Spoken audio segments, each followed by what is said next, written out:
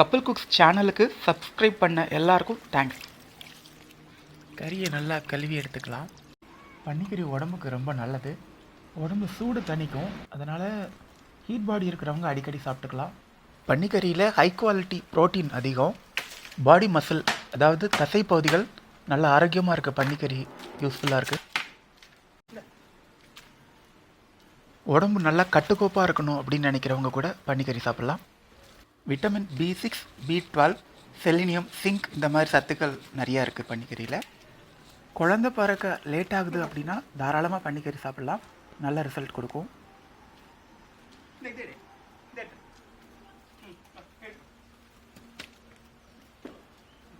வேலை சொல்லியே கொள்றாங்கய்யா.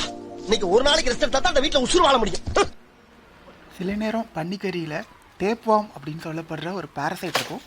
அது நம்ம கொஞ்சம் உடம்புக்கு நல்லது கிடையாது. இதை தவிர்க்கிறதுக்கு அரை மணி நேரம் பன்னிக்கறியை நல்லா வேக வச்சா போதும்.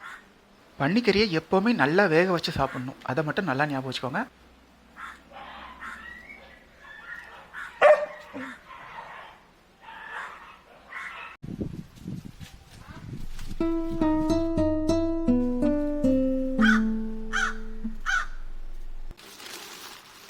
சபா இப்பவே கண்ணை கட்டுது.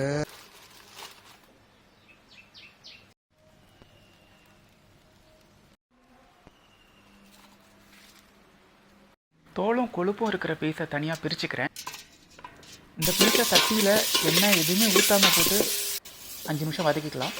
இந்த பீஸை ஒரு 5 நிமிஷம் தனியாக போட்டு வதக்கினோம் அப்படின்னா அதுலேருந்து கொழுப்பு அல்லது எண்ணெய் தனியாக பிரியும், கரைஞ்சி பிரியும்.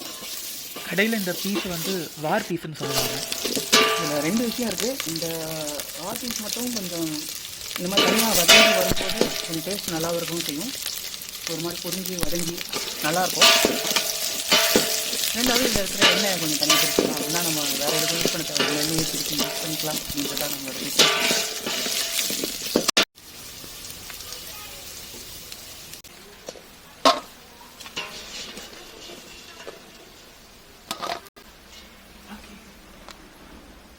எடுத்து வச்சுக்கிட்டோம். இந்த எண்ணெயை நான் தனியாக எடுத்து வச்சுக்கிறேன். அந்த சட்டியிலேயே நான் 2 கப் தண்ணி ஊற்றிக்கிறேன். பீஸை அந்த தண்ணிக்குள்ளே போட்டுக்கிறேன். முன்னாடியே சொன்ன மாதிரி இதை ஒரு அரை மணி நேரம் கொதிக்க விட்டுக்க போகிறேன்.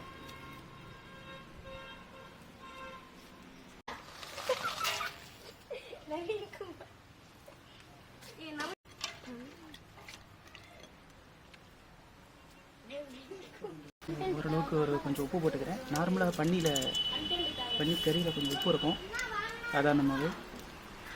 உப்பு அப்புறமா பார்த்து போட்டுக்கலாம். அப்புறம் கொஞ்சமாக டேஸ்ட் பிடிக்கிறதுக்காக சில்லி பவுடர் போட்டுக்கிறேன்.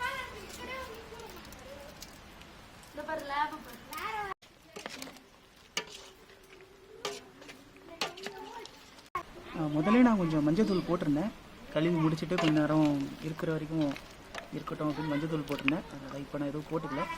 ஸோ சிம்பிளாக சொல்லணுன்னா கொஞ்சம் ஒரு 1/4 டீஸ்பூன் மஞ்சள் தூள், ஒரு ஸ்பூன் மிளகாத்தூள், அப்புறம் கொஞ்சம் தேவைக்கான உப்பு, இவ்வளோதான் போட்டிருக்கேன். மூடி வச்சுக்கலாம். ஒரு அரை மணி நேரம் கழிச்சு பார்த்துக்கலாம்.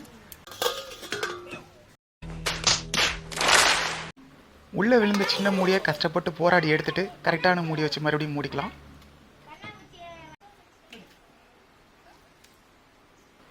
அரை மணி நேரம் பக்கத்து வீட்டு பசங்களோட பொழுத ஓட்ட வேண்டியதுதான்.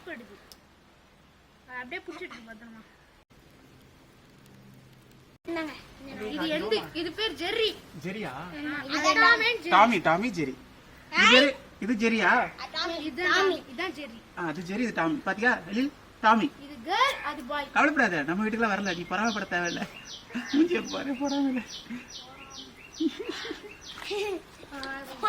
கண்ணை பாரு. சமைக்கும் போது பெட்ஸை தொடாமல் இருக்கிறது நல்லது. நான் இந்த சமைச்சு முடிக்கிறதுக்குள்ளே கிட்டத்தட்ட ஒரு 10 தடவையாவது சோப்பு போட்டு கை கழுவிருப்பேன். கொஞ்சம் கஷ்டமான விஷயந்தான். அரை மணி நேரம் ஆச்சு.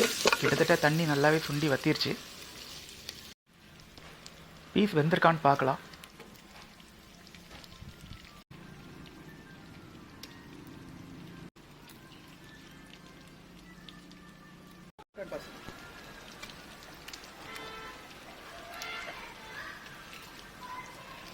இன்னும் கொஞ்சம் வெந்தால் நல்லாயிருக்கும் அப்படின்னு தோணுது. இன்னும் கொஞ்சம் தண்ணி ஊற்றி நம்ம வேக வைக்கலாம். கூட ஒரு 10 நிமிஷம் வேக விட்டுக்கிட்டேன்னா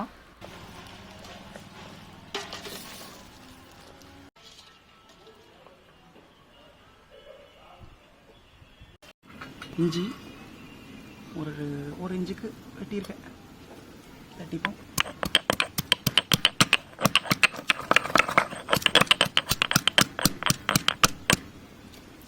பூண்டு ஒரு கைப்பிடி அளவுக்கு எடுத்துருக்கேன்.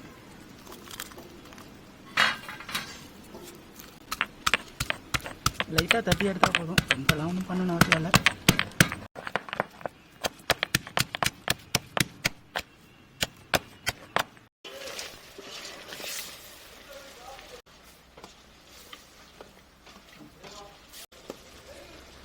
கிட்டத்தட்ட 40 நிமிஷம் வேக வச்சு எடுத்திருக்கேன். இதுக்கு மேலே நம்ம மண் சட்டியில் கண்டினியூ பண்ணலாம். டேஸ்ட் கொஞ்சம் தூக்கலாக இருக்கும். பட்டை ஒரு சின்ன பீஸ், 2-3 ஏலக்காய், அப்புறம் 2-3 கிராம்பு, ஒரு அரை டீஸ்பூன் கணக்குக்கு கொஞ்சோண்டு பெருஞ்சீரகம் லைட்டாக போட்டு 2 கிண்டிப்போம். இன்னும் எதுவுமே ஊற்றலை. அப்புறம் ஒரு சின்ன கைப்பிடி அளவுக்கு காஞ்ச மிளகாய், ஒரு சின்ன கைப்பிடி அளவுக்கு அடுத்த லைன் அப்புறட்டா கட் பண்ணு, அதே இடத்துல சுத்தா எடுத்துருக்கேன். அது மல்லி விதை, வேறு டக்குன்னு மறந்து போச்சு. ரொம்பலாம் ஒன்றும் பண்ண தேவையில்லை, லைட்டாக வதக்கி எடுத்தால் போதும். தண்ணி கறிக்கு எப்போவுமே இந்த மாதிரி பண்ணிங்கன்னா நல்லாயிருக்கும். வெறுமனே மிளகாத்தூள் போடுறத விடவும், வெறுமனே மல்லித்தூள் போடுறத விடவும் கொஞ்சம் இப்படி பண்ணி போடும்போது இதை பண்ணி அரைச்சி இல்லைனா இடித்து போட்டால் நல்லாயிருக்கும். நெருப்பு கூட நான் கம்மியாக தான் வச்சுருக்கேன். ஒரு வரைக்கும் மண் சட்டி இருக்கிறதுனால சட்டி நெருப்பில் வைக்கக்கூடாது. அதனால் ஓகே, அவ்வளோதான் போதும். நான் ஒரு நிமிஷம் தான் வதக்கினேன், ரொம்பலாம் தீய விட வேணாம்.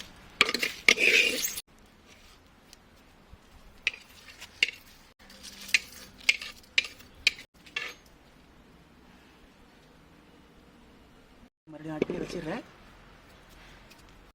இது என்ன ஞாபகம் இருக்கா, நம்ம இப்போ எடுத்து வச்சோமே தேய எண்ணெய் தான், கொழுப்பு. இஞ்சி பூண்டு, பூண்டுக்கு நான் ரொம்பலாம் தோல் கூட எடுக்கலை. பூண்டு தோல் வந்து லைட்டாக இருக்கும்போது ஒரு ஃப்ளேவர் கொடுக்கும், நல்லாயிருக்கும். கொஞ்சம் அந்த இஞ்சி பூண்டு பச்சை வாசனை போகிற வரைக்கும் வதக்கிக்கலாம். வெங்காயம்,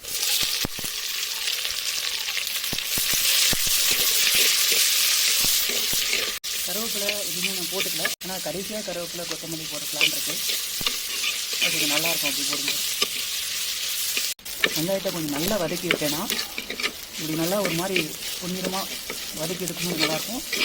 இந்த மாதிரிலாம் சுற்றி நல்லா வதக்கிறது மண் சட்டியில் தான் நல்லா நடக்கும், நார்மல் சட்டியோட. அதுவும் விறகு அடுப்பில். வெங்காயத்துக்கு ஏற்ற அளவுக்கு கொஞ்சோண்டு உப்பு போட்டுக்கிறேன் லைட்டாக.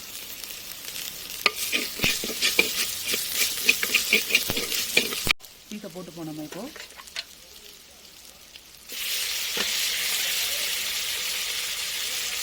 பீஸில் இருக்க தண்ணியை போட்டுக்கலாம். அது கொஞ்சம் அப்புறமா யூஸ் பண்ணிக்கலாம். கொஞ்சோண்டு தண்ணி வச்சுருக்கேன், இதுலேயே நான் ஊற்றலை.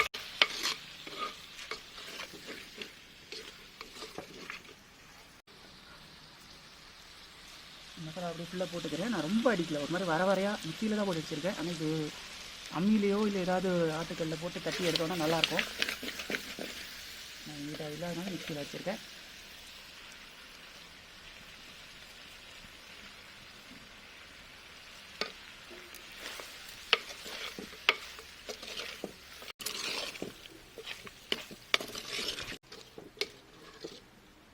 வாசனை வேறு லெவலில் இருக்குது, வெளியில் மூக்கு இருக்குதுன்னு நினைக்கிறேன்.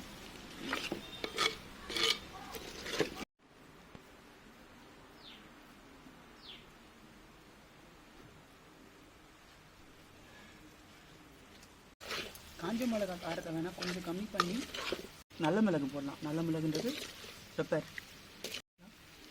ஓரமாக எடுத்து வச்சுருந்தேன், அந்த கிரேவியை கொஞ்சம் சேர்த்துக்கலாம்.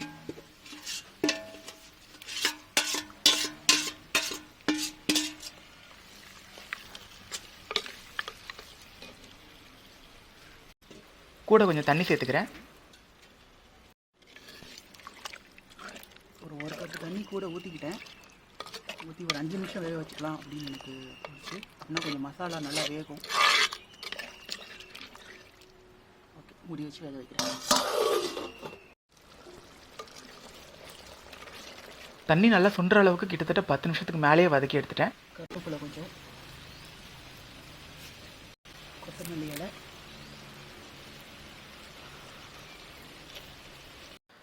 அவ்வளோதான். நம்ம டிஷ்ஷு பிரமாதமாக ரெடி ஆயிடுச்சு. நல்லா வாசனை, அதே மாதிரி வேறு லெவல் டேஸ்ட். கண்டிப்பாக நீங்கள் ட்ரை பண்ணி பாருங்கள், கட்டாயம் உங்களுக்கு பிடிக்கும்.